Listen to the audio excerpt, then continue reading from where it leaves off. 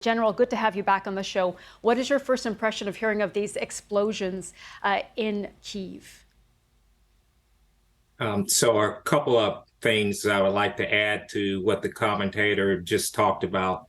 As you take a look at the video, you notice you do not see a large explosion, and that tells me that there was not a missile attached to this drone. Normally, if you're going to go after someone and execute an assassination, it's going to be a missile associated with that, like a Hellfire missile, to target that particular individual. And it's normally going to have its eye going in a window, or not a window, a door or something of that nature.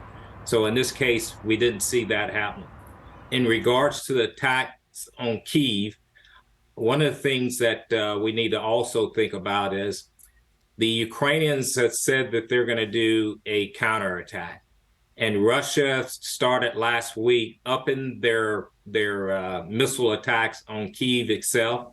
And I think as they continue to do this, this is the Russians trying to throw or distract the Ukrainians from their counteroffensive, put their mind somewhere else, have them to have to do other things instead of initiating this counteroffensive. Keep them busy, in other words. Okay, so General, staying with the explosions we're hearing about in Kyiv, also that attack we mentioned earlier in Kherson where 21 people were killed, you're saying this is Russia stepping up these strikes. Is Ukraine in a good position with its air defense system, for example, to fend off this type of Russian attack? Well, when you have multiple missiles coming in, hundreds of missiles, it's hard to fend them off. And so the Ukrainians have done a pretty good job by destroying many of these missiles that are coming in. But some of these missiles are low flight missiles that will evade the Ukrainian air defense systems and are bound to get through. And so as they knock down 75, 25 may get through. And so they're still not at the position where they have a layered defense that could be totally secure for the people out there as a result of some of these missile evading air defense systems. Do you think these strikes could be a distraction for Ukraine as it prepares, as you said, for this counteroffensive? Absolutely. Anytime that you have to focus elsewhere, such as making sure that infrastructure is straight, making sure that you're getting the family members and the kids that are being impacted by these missiles in bunkers, and making sure that you're putting them in hospitals and out of harm's way, you take that attention off the things that you need to do to prepare for this counteroffensive. So what should Ukraine be doing then to prepare?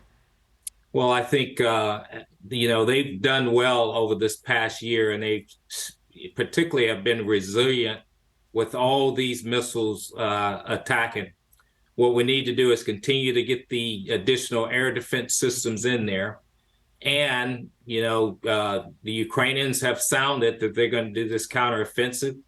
My assessment is that they probably are not initiated this counteroffensive for a couple of reasons. Number one, the weather is still rainy there, so you got muddy terrain and so forth. Number two, they're still waiting for much of the ammunition that's been promised from the West. And also they have new recruits coming in, and much of the equipment still coming in. So I think as these conditions start to mature, we'll see Ukrainians conduct this offense, which will help with this, with all the missiles and stuff falling on them, because they'll be able to go in and attack much of this, these attacks that they're enduring right now. General, you mentioned Ukraine waiting for ammunition. We saw the U.S. announcing it's sending Ukraine another $300 million in weapons ahead of this spring offensive. If that ammunition, those weapons arrive, do you think that the Ukrainian forces will be able to push back Russian fighters? Well, the Ukrainians have shown that they're capable of doing anything they put their minds to. Take a look at Kyiv, take a look at what they've done in Kherson, and what they're continuing to do in Bakhmut. And so I do believe if the conditions are set, ammunition, the equipment that they've asked for, they got the right troops, that they're capable not only pushing the Russians back across that 400 miles of disputed area, but they're also capable of taking Crimea as well. And General, one quick last question. I do want to come back to this drone strike or drone attack that Russia is calling an attack. Indeed, you mentioned that you're not sure of Russia's accusation here that Ukraine was behind it. The U.S. says Russia's carried out many false flag operations. What do you think actually happened? Well, I don't want to speculate, but as we know, Russia is known for their disinformation campaign. So we'll just have to wait and see. There is a report out there that this may have happened by Russian partisan groups. And so we'll just have to wait and see how this thing unfold. But I don't want to speculate whether Ukraine executed this or not. We just don't know at this point. Retired Lieutenant General Steph Twitty, thank you so much for joining us here on BBC.